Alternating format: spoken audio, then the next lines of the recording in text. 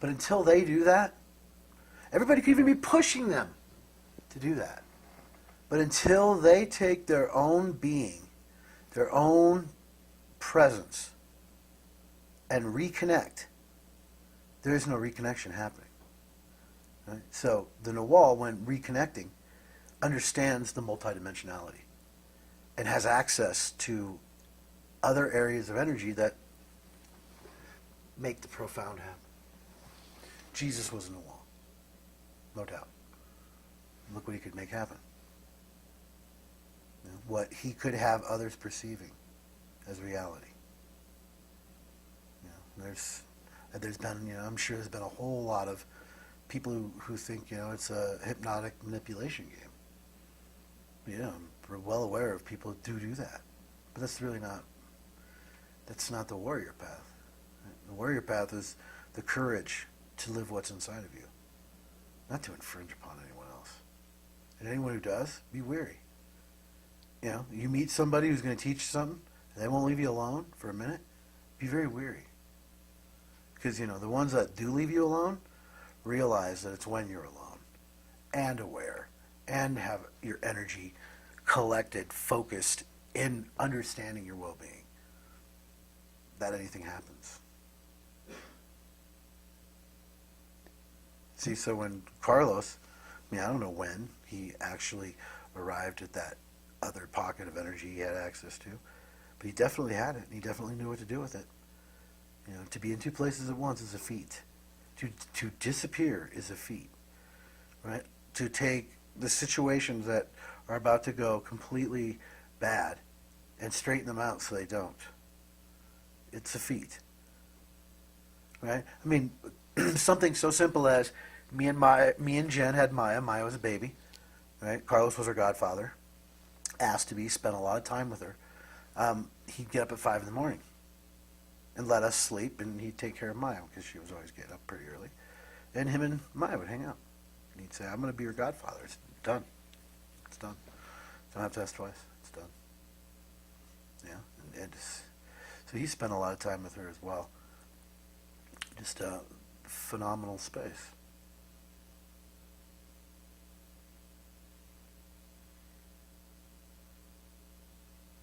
Yeah, just a phenomenal space. That's the heart path. Got to be on that one, or you're just lost. So, got a question? Sure. Did I answer anything? I don't think so. I don't know. Oh, well, that's okay. We'll talk a little bit about silence. You think that, or you know, Dhamma talks about shutting off the internal dialogue as being the, you know, the main point of sorcery, the main tenet. Right.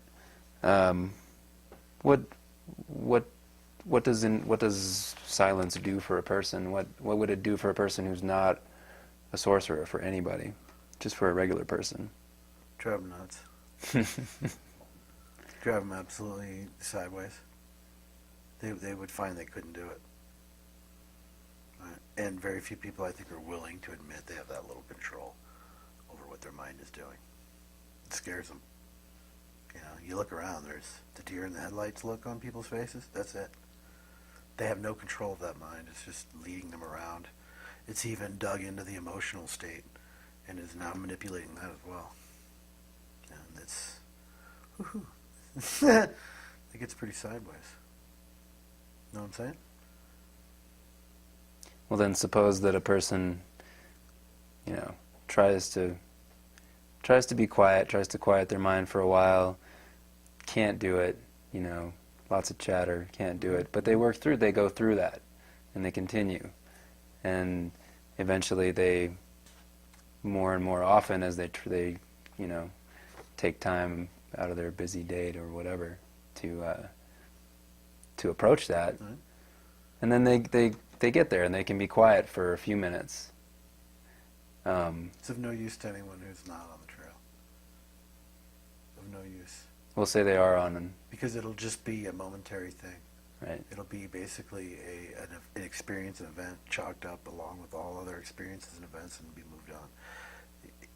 To be truly quiet, you have to be on the path. There's no, no one couldn't be truly quiet unless they are. Because you realize that the amount of energy you have left when you've just put it out into all the stuff you've got going on, your whole world, there's not enough there to actually control the mind, to be quiet, right? And anybody who's in there has to see that this stuff is messing with me, right? And then they have to start looking at it in a new way in order for them to get quiet, right?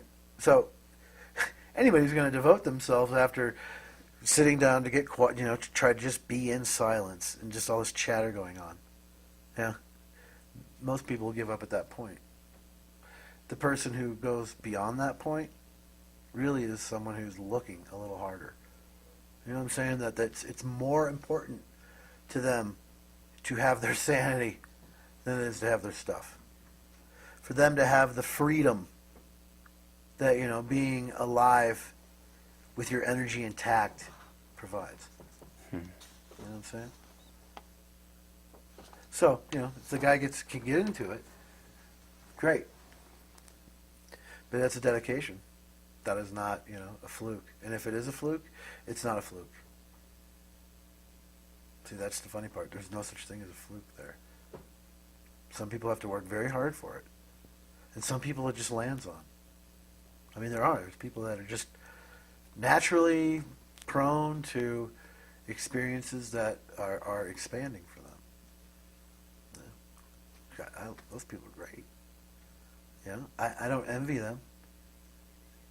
Because they're most of them aren't that big of a help.